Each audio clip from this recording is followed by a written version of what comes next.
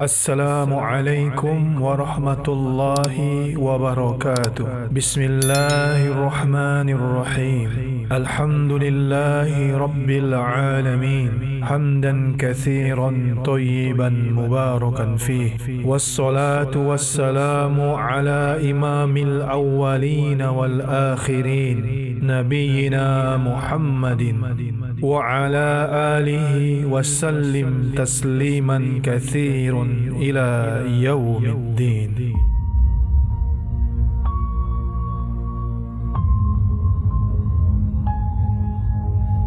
Kisah Nebukadnezar, raja gila yang menganggap dirinya seekor sapi selama 7 tahun.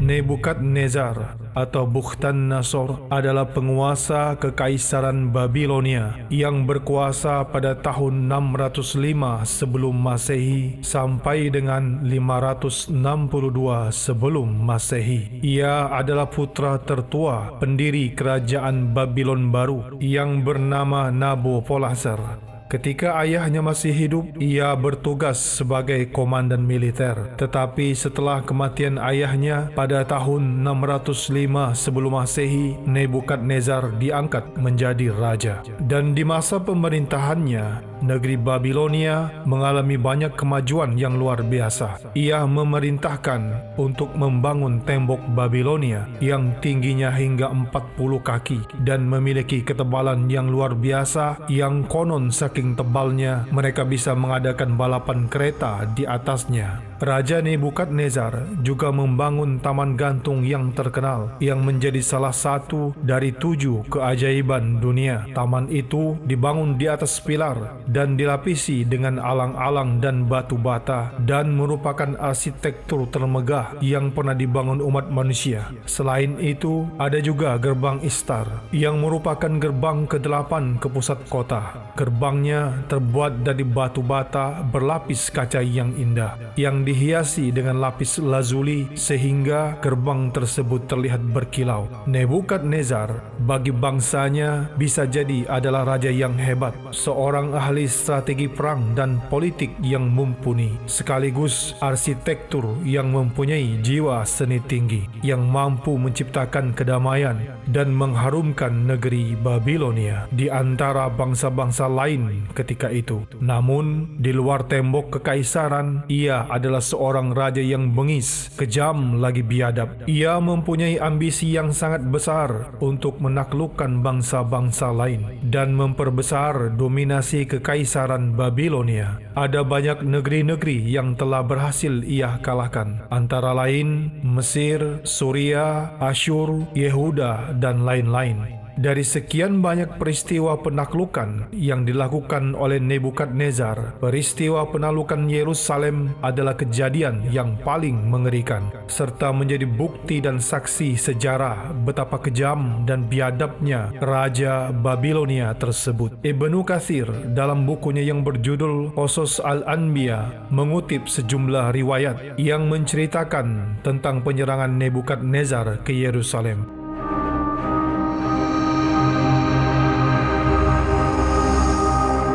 Sebelum terjadinya penaklukan Nebukadnezar terhadap Bani Israel di Yerusalem, Allah telah mengirim utusannya di tengah Bani Israel. Sang utusan itu adalah Armia atau Yeremia. Wahab bin Munabbih mengatakan, Allah menurunkan wahyu kepada Armia ketika berbagai macam kemaksiatan melanda di tengah-tengah kehidupan Bani Israel. Wahyu yang diterima Nabi Armia itu berisi peringatan akan kedatangan Raja Nebukadnezar yang akan menghancurkan Bani Israel. Mendapat peringatan itu, Bani Israel justru menganggap Armia gila sampai saat hari yang diperingatkan itu tiba. Dan Raja Nebukadnezar benar-benar tiba di tengah-tengah mereka bersama ribuan pasukannya.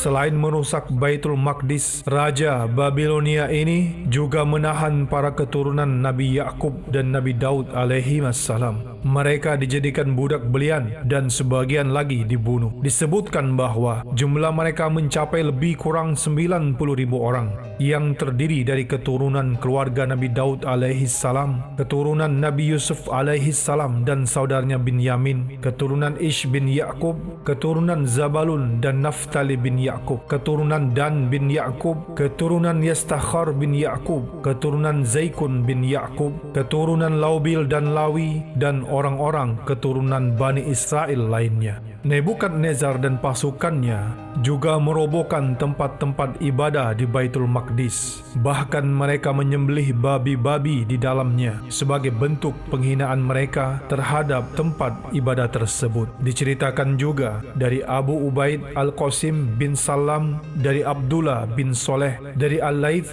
dari Yahya bin Sa'id, dari Sa'id bin Musayyib. Ia berkata bahwa ketika Nebukadnezar tiba di Damaskus, ia menemukan darah Nabi Yahya bin Zakaria yang menggelegak seakan mendidih. Ia bertanya kepada orang-orang di sana perihal darah tersebut. Setelah ia mendengar kisah tentang darah itu, Nebukadnezar membunuh masyarakat di sana dengan tujuan sebagai pengorbanan agar darah itu tidak mendidih lagi. Ribuan orang ia bunuh, akan tetapi darah itu tetap saja mendidih. Sampai akhirnya Nabi Armia berdiri di atasnya dan berkata, "Wahai darah, sesungguhnya engkau telah menghilangkan begitu banyak nyawa Bani Israel, maka berhentilah kamu dengan izin Allah." Seketika darah yang menggelegak itu pun berhenti. Ibnu Katsir menjelaskan bahwa isnad riwayat ini sahih sampai Sa'id bin Musayyib. Al-Hafiz Ibnu As-Sakir meriwayatkan dari Walid bin Muslim, dari Zaid bin Waqid. Ia berkata, "Aku melihat kepala Yahya bin Zakaria ketika Bani Israel membangun masjid di Damaskus. Kepala itu dikeluarkan dari salah satu sudut kiblat di sisi mihrab di sebelah timur, dan kepala itu masih lengkap dengan kulit dan rambutnya, sama sekali tidak berubah." Pada riwayat lain disebutkan seakan-akan ia baru saja terbunuh sesaat yang lalu. Dan diriwayatkan pula bahwa kepala itu ditemukan di bawah salah satu tiang yang dikenal dengan sebutan tiang Sakasika. Dalam kitab Al-Mustaqsa fil Fadail Al-Aqsa, Al-Hafiz Ibnu As-Sakir meriwayatkan dari Abbas bin Subah, dari Marwan, dari Sa'id bin Abdul Aziz, dari Qusaim Maula Muawiyah. Ia berkata, ketika itu Raja Damaskus, yakni Haddad bin Haddad, menikahkan putranya dengan anak dari saudari perempuannya, yaitu Azil Ratu Sa'idah yang kaya raya. Ia adalah pemilik pasar yang memproduksi emas dan menjual budak-budak belian ketika itu. Suatu hari, anak Raja Damaskus tersebut bersumpah untuk menceraikan istrinya dengan talak 3. Namun kemudian ia ingin kembali kepada istrinya dan ia meminta pendapat Nabi Yahya bin Zakaria. Lalu Nabi Yahya berkata, "Kamu tidak boleh menikahi wanita itu hingga ia menikah dengan lelaki lain dan diceraikan." Fatwa Nabi Yahya itu sampai ke telinga mantan istri anak Raja Damaskus tersebut. Ia menjadi sangat kesal dengan jawaban tersebut karena ternyata ia masih mencintai mantan suaminya. Maka atas hasutan ibunya, wanita itu meminta kepada sang raja untuk memenggal kepala Yahya bin Zakaria. Walaupun pada awalnya raja menolak permintaan itu, namun pada akhirnya ia tetap mengutus sejumlah pasukan untuk membunuh Nabi Yahya yang saat itu tengah melakukan solat di Masjid Jairon. Mereka memenggal kepala Nabi Yahya bin Zakaria dan menyerahkannya kepada wanita durjana itu. Tiba-tiba kepala itu berbicara, "Kamu tidak boleh menikah dengannya kecuali kamu telah menikah dengan lelaki yang lain dan kemudian menceraikanmu." Wanita itu pun terkejut dan sangat ketakutan saat melihat kepala itu bisa berbicara. Lalu ia mengambil sebuah keranjang dan meletakkan kepala Nabi Yahya ke dalamnya. Dengan tergesa-gesa dan dalam kondisi ketakutan, ia membawa keranjang itu kepada ibunya. Sesampai di hadapan ibunya, kepala itu kembali berkata seperti sebelumnya. Ketika ibu wanita itu menerima keranjang yang berisi kepala Nabi Yahya alaihi salam dari putrinya tersebut, tiba-tiba bumi bergetar hebat dan wanita itu tenggelam ke dalam bumi hingga batas kakinya. Ia berteriak-teriak meminta tolong, tetapi ia makin terhisap sampai ke atas pinggangnya. Ibunya pun berteriak seperti orang gila saat melihat kondisi putrinya yang terhisap ke dalam bumi itu. Dan para pelayannya hanya bisa berteriak-teriak histeris sambil memukul-mukul wajah mereka sendiri. Kian lama, tubuh wanita itu kian tenggelam. Dan ketika tinggal sepundak lagi, ibu wanita itu tanpa berfikir panjang memerintahkan pelayan laki-lakinya untuk menebas leher putrinya itu agar ia tidak kehilangan tubuh putrinya semuanya. Sementara itu, darah Nabi Yahya masih saja mengalir dan bergolak seakan mendidih selama bertahun-tahun hingga kedatangan Nebukadnezar ke negeri tersebut. Lalu ia membunuh puluhan ribu orang untuk meredam didihannya. Akan tetapi, ketika darah itu berhenti mendidih, Nebukadnezar seakan tidak puas. Ia tetap mengejar orang-orang Bani Israel dan membunuh mereka dengan sangat kejam. Suatu malam, Nebukadnezar mengalami mimpi buruk yang membuatnya sangat terganggu. Ia bertanya kepada para ahli tafsir mimpi dan tukang sihirnya. Namun, mereka tidak mampu memberikan penjelasan apapun tentang maksud mimpi itu. Sampai akhirnya, Nebukadnezar menjadi gila selama 7 tahun lamanya. Ia merasa bahwa dirinya adalah seekor sapi, sehingga ia berjalan dengan merangkak di atas kedua tangan dan kedua lututnya. Dan ia juga hanya bisa memakan rumput dan berbicara dengan berteriak-teriak dan melenguh bak seekor sapi.